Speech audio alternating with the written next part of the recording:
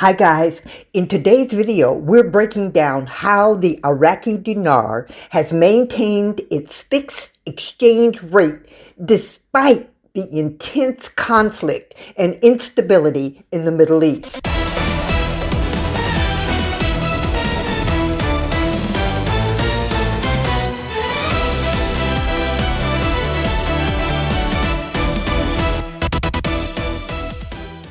The reason the Iraqi dinar has maintained its exchange rate, its fixed exchange rate, even with all of the conflict and the chaos going on in the Middle East, comes down to control, not market forces. And once you understand that, it becomes very, very simple. It will also become more understandable that the Central Bank of Iraq controls a lot more about the IQD exchange rate than we ever realized.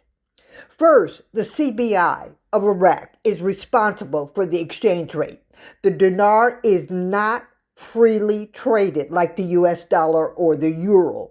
Instead, the central bank sets the rate around 1,300 dinars per US dollar and actively works to keep it there.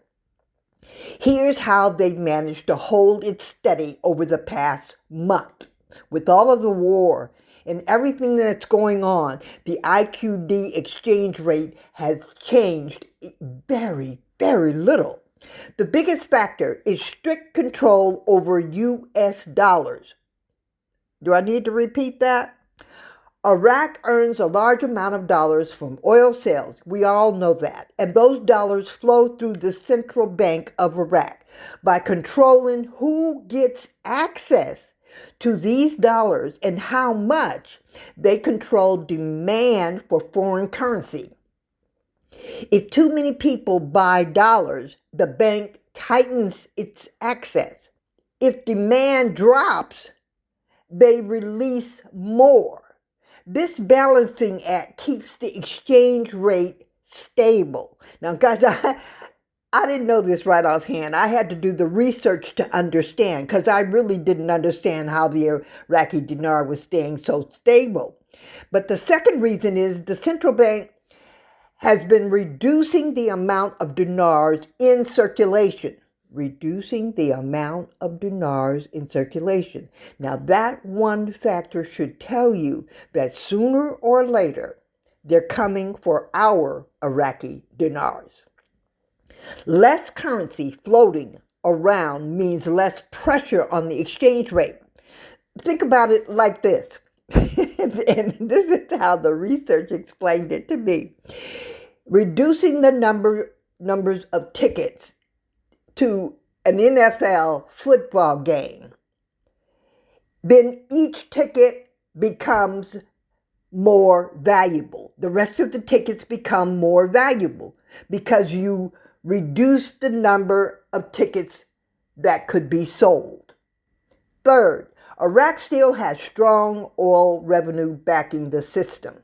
Even though the regional tension, Iraq has been exporting oil by truck out the back door across the border. And now Iran is allowing Iraqi oil tankers through the Strait of Hormuz. And finally, there's government enforcement. Iraq has tightened rules on illegal currency trading and smuggling. By cracking down on the black market dollar sales, they prevent the unofficial exchange rate from drifting too far away from the official rate, the official rate that the Central Bank of Iraq has set. The central bank is actively controlling supply and demand and access to dollars every single day. And that's the bottom line. That's what I want viewers of this channel to understand and to remember. The IQD is not a free market currency. It's a managed currency. Turning the page. The channel's membership hit a brick wall when we realized why the United States government pulled back from revaluing or adjusting the Iraqi dinar shortly after 2003. We were in the second stage of a startup business in Iraq, for Iraq, when this information became clear and we understood what the U.S. government did not want us or anyone doing. No problem. We are now in a better position to satisfy our investment goals. And these potential plans, new plans, will be discussed in this week's membership video. If you want to understand exactly what I'm talking about, then join the channel's membership. It's $2.99 a month, and everything is explained. The third bit or piece of information is that Iraq is saying it will open its airspace. Now, with this information, I want you to understand the issue that is occurring with U.S. citizens in Iraq and who did not leave the country before the actual war broke out. With the airspace closed, U.S. citizens could not leave. And Iraq is not the only country where thousands of U.S. citizens in the Middle East are stuck. Commercial airlines have suspended all flights.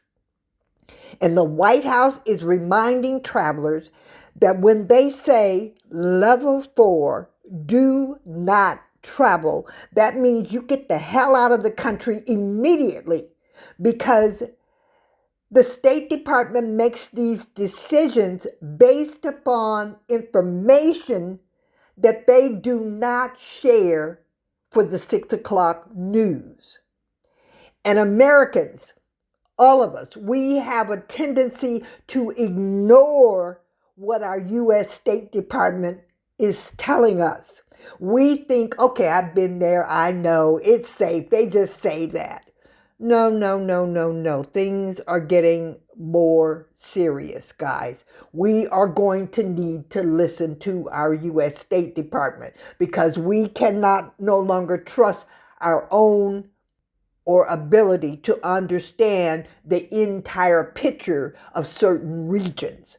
The State Department understands and knows and gathers all the information and understands and looks at patterns that say Americans should leave now.